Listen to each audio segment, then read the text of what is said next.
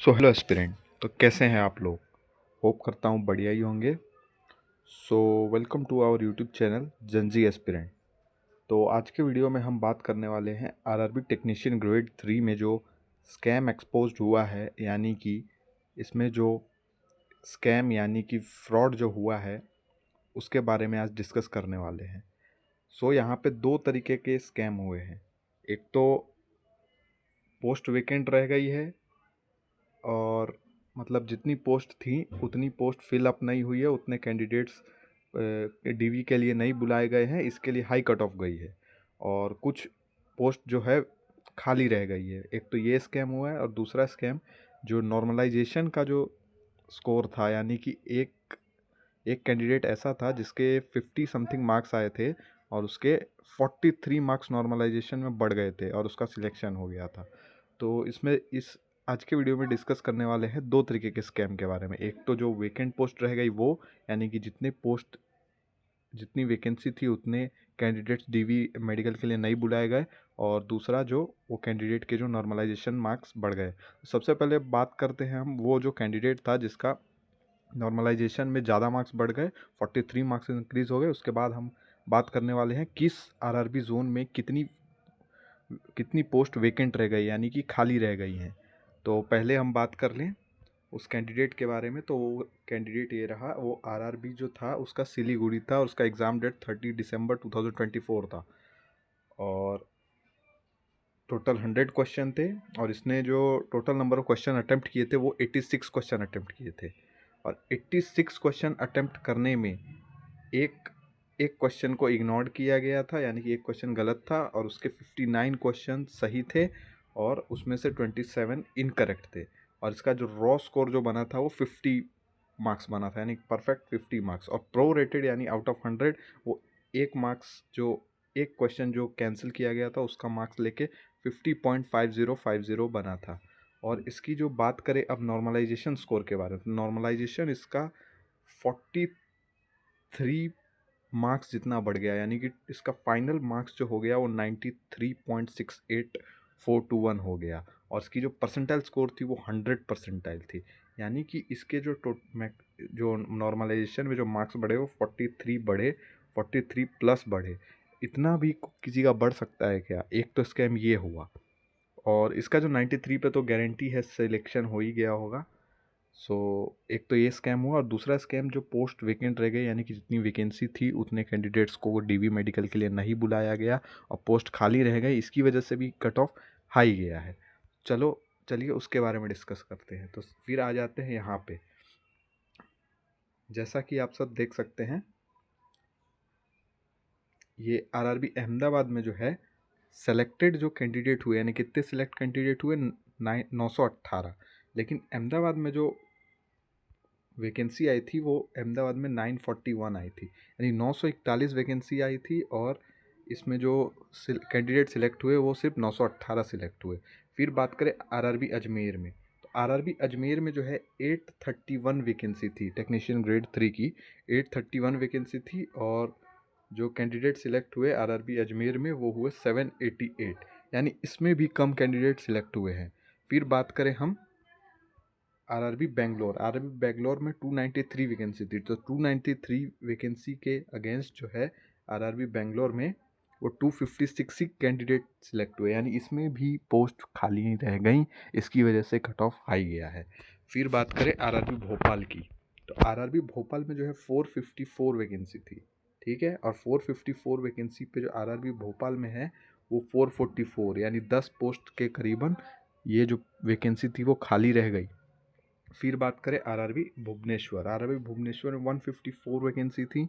और आरआरबी भुवनेश्वर में जो कैंडिडेट्स डीवी मेडिकल के लिए कॉल्ड अप हुए हैं वो 148 हुए हैं, यानी इसमें भी 148 और 154, यानी कि मिनिमम 6 वैकेंसी मतलब पोस्ट जो है वो खाली रह गई। फिर बात करें आरआरबी बिलासपुर में 838 यानी 838 वैकेंसी थी, लेकिन आरआरबी बिलासपुर में जो है 837 कैंडिडेट्स ही बुलाए गए डीवी मेडिकल के लिए। तो एक ये भी कारण है जिसकी वजह से कट ऑफ बहुत हाई गई है।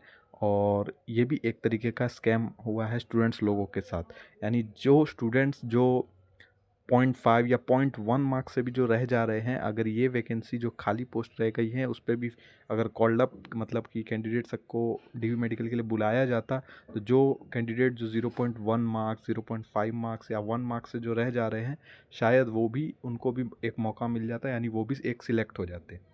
सो अब बात करें आरआरबी चंडीगढ़। आरआरबी चंडीगढ़ में जो वैकेंसी थी वो 162 थी, और इसमें जो कैंडिडेट्स बुलाए गए हैं वो 129 ही बुलाए गए हैं, यानी इसमें भी कैंडिडेट्स कम ही बुलाए गए हैं, यानी कि कुछ पोस्ट खाली ही रह गई हैं।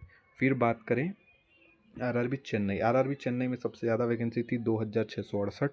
2668 के अगेंस्ट में जो कैंडिडेट्स बुलाए गए वो 2638 ही कैंडिडेट्स बुलाए गए हैं, और 2638 ही कैंडिडेट बुलाए गए हैं, और 2668 उसकी वैकेंसी थी, यानी कि 30 समथिंग जो पोस्ट थी वो खाली ही रह गई आरआरबी चेन्नई में।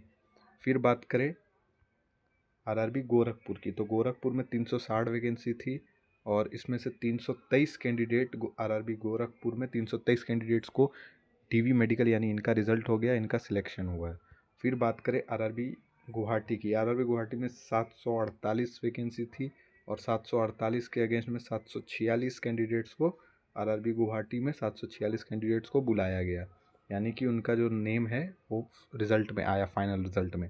फिर आरआरबी जम्मू की बात करें तो आरआरबी जम्मू में 686 वैकेंसीज आई थी टेक्नीशियन ग्रेड 3 की, और इसमें जो सिलेक्ट हुए हैं आरआरबी जम्मू में वो हुए हैं 636, यानी इसमें भी यानी कि देखा जाए तो हर जोन में कुछ कुछ वैकेंसियाँ खाली ही रह गई हैं।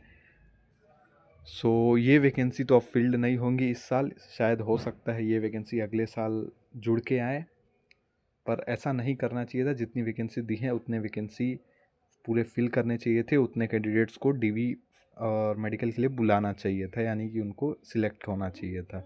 इसकी वजह से भी हाई कट ऑफ पे इम्पैक्ट पड़ सकता है, यानी शायद इसकी वजह से कहीं हाई कट ऑफ गई हो, या फिर जो कैंडिडेट जो 0.5 मार्क्स या 0.1 मार्क्स से जो रह गए हैं उन वो भी सिलेक्ट हो जाते अगर ये वैकेंसी पूरी फिल्ड होती तो। फिर बात करें आरआरबी कोलकाता की, तो आरआरबी कोलकाता में जो वैकेंसी थी वो 1024 थी। 1024 में जो कैंडिडेट बुलाए गए हैं आरआरबी कोलकाता में वो बुलाए गए 1020, यानी इसमें भी 4 वो पोस्ट खाली रह गई।